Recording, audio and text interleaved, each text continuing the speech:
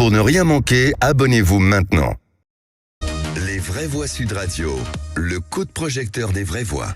Le coup d'État au Niger a pris la France de court. En réaction, Emmanuel Macron a réuni ce samedi un conseil de défense. Résultat, les aides financières pour ce pays sont suspendues et condamnation du pouvoir autoproclamé. L'influence de notre pays dans cette région d'Afrique subsaharienne s'amenuise à grands pas. Récemment, la France s'est retirée du Mali sous la pression de la junte de Bamako. 1500 militaires sont actuellement déployés au Niger où les manifestants ont scandé devant l'ambassade de France, je cite, « On veut la Russie ». Au Burkina Faso, au Tchad, partout la France est raillée alors qu'elle investit énormément d'argent. Nous posons donc logiquement cette question. La France doit-elle se désengager de l'Afrique subsaharienne? Oui, et nous recevons pour en parler Jean-Claude Chikaya, qui est chercheur à l'IPSE en géopolitique, en sociologie, en psychosociologie. Et on sera aussi avec Jean-Joseph Boileau, chercheur à l'IRIS et co-auteur de l'Afrique pour les nuls. Il connaît bien le Niger, évidemment, et le président actuel, Bazoum. Mais on commence avec vous, Jean-Claude. Bonjour, Jean-Claude. Bonjour. Bonjour, merci d'être avec nous, Jean-Claude Chikaya. Alors Jean-Claude, je vais vous poser la question basique qu'on pose à nos auditeurs sur Twitter. La France doit-elle se désengager de l'Afrique subsaharienne selon vous?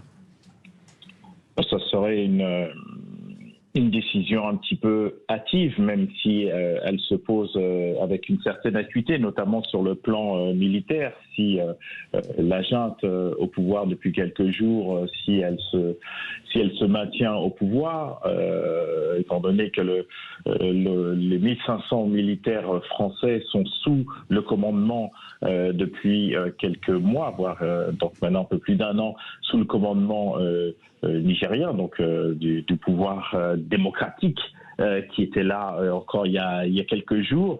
Donc je vois mal donc le président Macron maintenir les 1500 militaires sous un commandement d'un pouvoir qui n'est pas reconnu sur le plan national, en parlant de la France. Est-ce qu'ils sont concrètement en danger, oui. Nos 1500 militaires là-bas? Est-ce qu'il y a risque? A priori, non, parce que cette rébellion, cette junte n'est pas suffisamment armée.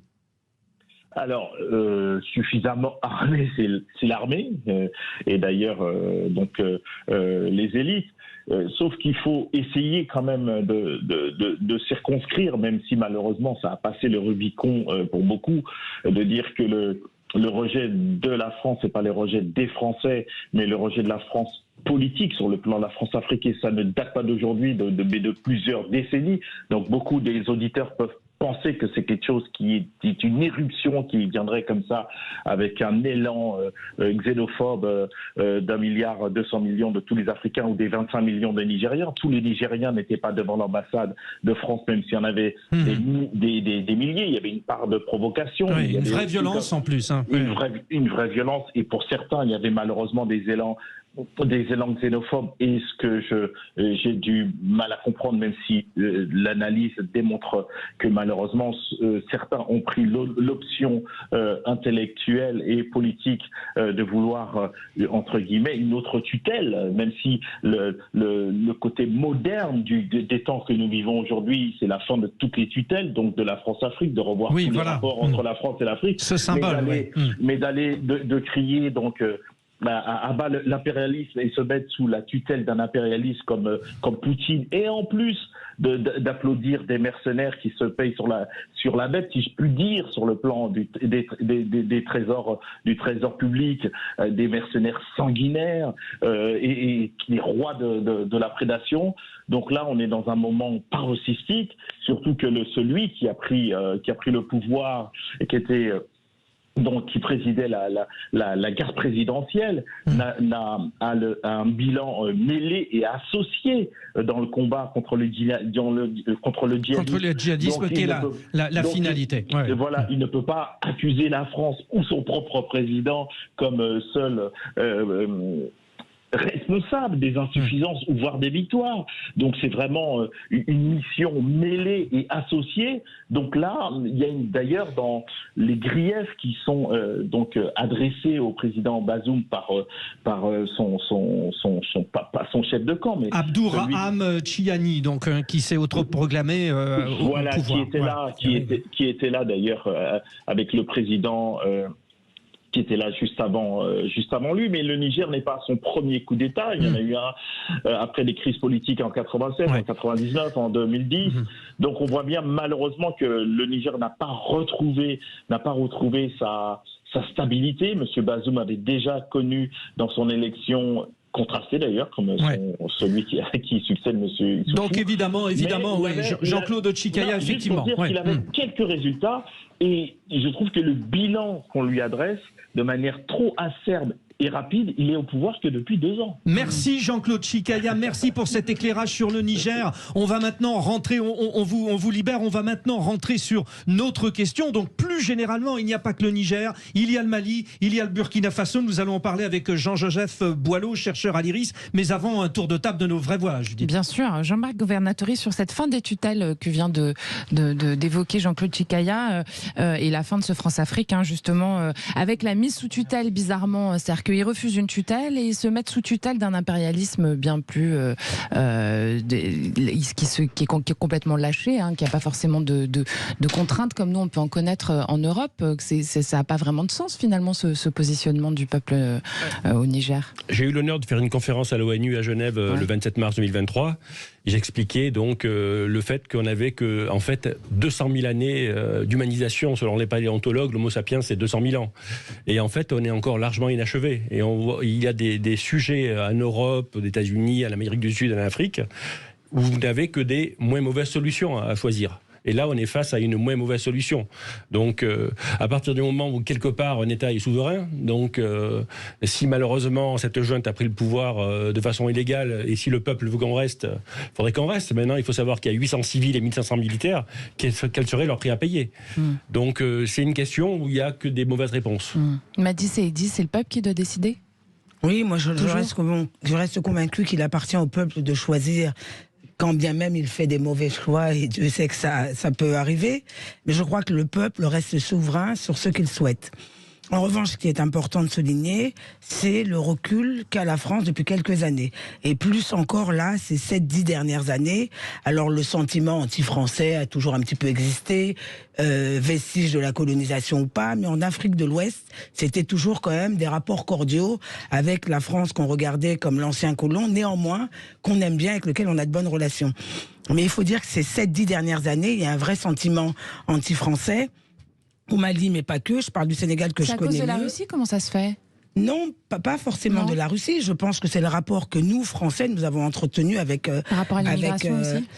l'immigration, mais aussi ce que j'entends souvent au Sénégal, c'est le côté condescendant qu'on a à leur égard. C'est comment on joue les coudes économiquement. Il y a quelques années, il y a eu un développement, notamment au Sénégal, de certains mouvements. Il y avait En a marre, il y a eu Frappe, il y a eu France Dégage. Et petit à petit, ça a monté.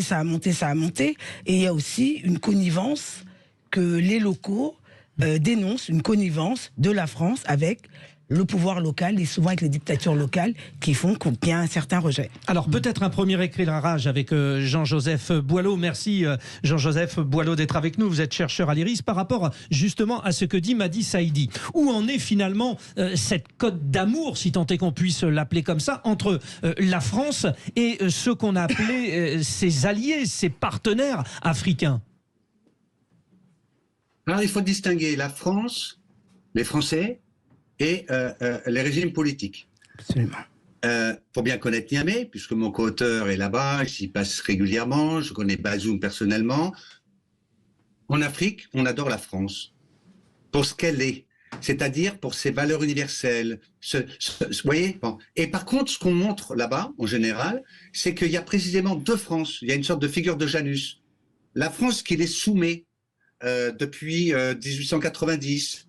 La France qui entretient, vous l'avez bien dit, madame, c'est tout à fait exact, des relations incestueuses avec les autorités. et notamment qui invite ses enfants à aller à l'école française, dans les grands lycées parisiens. Il n'y a pas un leader de ces régimes dont les enfants ne sont pas installés à Paris. D'accord ? Cette France-là, ils la haïssent. Troisièmement, la question russe ne se pose pas. Ce n'est pas une question de coup d'État pro-russe, etc., mais simplement d'une tradition dans la géopolitique. Les ennemis de mes ennemis sont mes amis. Et donc, ce qui est en train de se passer dans ces pays, c'est que pour s'affranchir de la tutelle néocoloniale française, si je peux me permettre, la France a quand même organisé 45 coups d'État dans les anciennes colonies, ça fait beaucoup. En général, les militaires qui sont arrivés au pouvoir sont allés se former à Moscou. Et donc, beaucoup de militaires, effectivement, parlent le russe. Et donc, pour eux, si vous voulez, la question russe ne se pose pas en termes de Poutine, pas Poutine, c'est qu'est-ce qui peut, moi, me donner une relative marge de manœuvre avec la France. Dernière chose, la France, c'est pesant quand vous êtes à Niamey, mais surtout aux alentours de Niamey, c'est extrêmement pesant. Il n'y a pas une épicerie, par exemple, en libre-service, où vous n'avez pas des tas de produits français. Il n'y a pas un produit local. Vous avez la vache qui rit, le porc ceci. La France a imposé, vous voyez, une drôle de situation où, en échange la protection des régimes qu'elle aidait à mettre en place, eh bien, elle avait des relations économiques totalement absurdes qui tuaient l'agriculture locale. Vous vous rendez compte, nous achetions avec la famille de mon co-auteur des poulets de Bresse, alors qu'à 20 km de Niamey, vous avez des fermes qui produisent des poulets. Simplement, c'est des poulets peut-être un peu plus durs. Et puis, c'est des poulets qui sont plus chers parce que les poulets français sont subventionnés par l'Union européenne et vous achetez un poulet 1 euro pièce. Donc c'est assez compliqué et il faut apaiser les choses. Il faut les apaiser.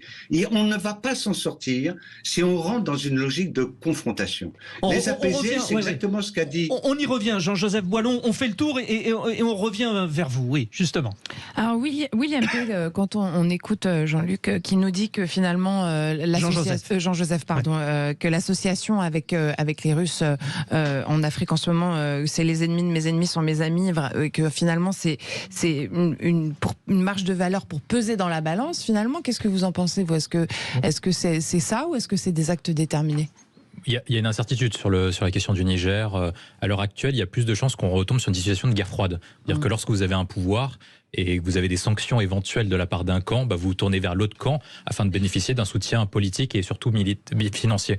L'enjeu pour les putschistes au Niger, c'est de sécuriser la situation. Ils ne sont pas actuellement maîtres du pays. C'est-à-dire qu'ils ont besoin du soutien des élites locales, ils ont besoin de maintenir l'ordre sur le plan militaire et sur le plan civil, et donc ils ont besoin de ressources pour pouvoir maintenir l'ordre. Or, s'ils ont des sanctions occidentales, notamment que la France coupe l'aide au développement, que l'Union européenne le fait également. Oui, et que Joseph Borrell a annoncé. Exactement. Il faut savoir que ça s'élève à 183 millions d'euros, plus l'assistance technique, 37 millions d'euros, rien que de l'Union européenne pour le Niger. Exactement. Donc il y a forcément quelqu'un qui doit combler ces ressources. Il n'y a que 2 pays capables de le faire, soit c'est la Russie, soit c'est la Chine. Donc je pense que ce n'est pas une question idéologique. Pays qui sont déjà présents là-bas. Qui sont déjà présents là-bas. Donc c'est une question d'opportunisme pur. La question essentielle, c'est quelle stratégie nous on veut mener. Est-ce qu'on se dit que c'est rentable, et d'un point de vue valeur, d'un point de vue économie, d'un point de vue stratégique, de maintenir notre présence là-bas ? Moi, je pense que ça l'est pour ces 3 raisons.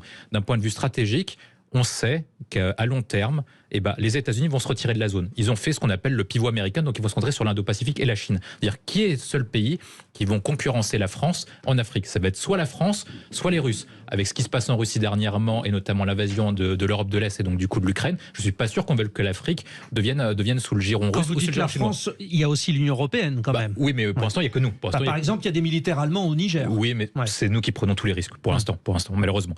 D'un point de vue économique, on a besoin d'un partenariat avec l'Afrique, notamment en termes de matières premières, de gaz, etc., pour ne pas être dépendant des pays du Golfe et de l'Europe de l'Est. Et de la Russie. Et de la Russie, tout à fait. Et d'un point de vue des valeurs, est-ce que vous voulez que d'un point de vue développement, il se tourne toujours vers la francophonie et vers notre idéal qui est porté depuis la Révolution française, qui a une vocation universelle, ou est-ce que vous voulez que ces pays se tournent davantage vers la Russie et la Chine, qui n'ont pas forcément des tendances démocratiques, alors que le premier sujet que nous avons abordé, c'est la démocratie en Afrique.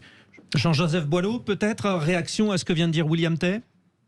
Est-ce que ça pèse dans la balance les droits de l'homme ? Excusez-moi, mais j'aime beaucoup ce radio pour cette raison-là, donc on va dialoguer. Hein. C'est fait pour, vous avez raison. Ce qu'il ne faut pas faire.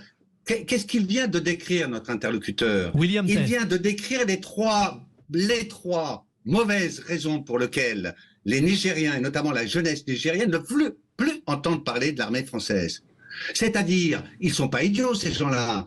Ils se rendent compte qu'effectivement, nous jouons un jeu stratégique, mais pas pour les aider eux, pour les intérêts français et occidentaux. Deuxièmement, sur le plan économique, le Niger, c'est un scandale géologique. C'est un des pays les plus riches de la planète. De l'or, bien sûr l'uranium, etc. Et quand vous êtes au Niger, qu'est-ce que vous allez voir dans les villages? Des gens qui n'ont pas un centime de récupération de ces richesses. Et troisièmement, sur les valeurs, bien sûr, c'est ce que j'ai dit tout à l'heure. Il y a une admiration pour ces valeurs françaises, mais toute la politique française, et notamment avec De Gaulle, bien sûr, on le sait, mais ça s'est ensuite reproduit avec Mitterrand, etc. C'est en permanence du Richelieu, c'est-à-dire les pays n'ont pas d'amis, ils n'ont que des intérêts. Et donc nous avons joué en permanence un camp contre un autre. Mais surtout, quand je dis un camp, c'est pas des camps politiques. Le Niger est une construction totalement artificielle. 1 200 000 mètres carrés, d'accord, 2 fois la France,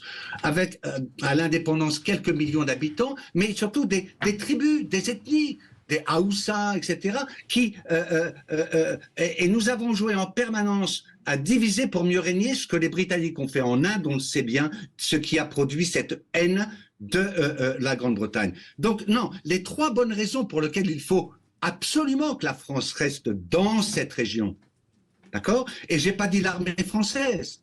Oui, je dis la France. La coopération économique, notamment.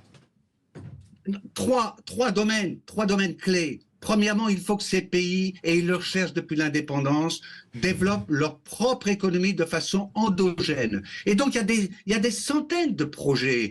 Mais l'aide que vous appelez du développement, l'aide au développement de l'Agence française de développement, ne consiste pas du tout à permettre à ces pays d'apprendre à pêcher par eux-mêmes, à produire leur propre énergie. Deuxièmement, elle doit rester effectivement pour les partages sur les valeurs. Mais attendez, les valeurs, c'est pas si simple.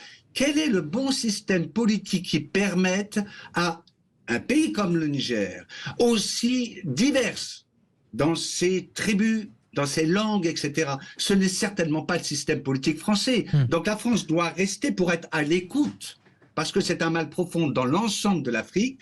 Les frontières qu'elle a laissées en héritage colonial ne sont pas politiquement viables. Et le troisième point, Jean-Joseph. Le troisième point, ouais. Bien sûr. Le troisième point, c'est que la France doit rester attentive à la demande de partenariat des autorités locales et non pas imposer son partenariat. Ce que vous avez dit sur l'Allemagne est très intéressant. Mes amis allemands détestent la France. Enfin, il faut le dire quand même.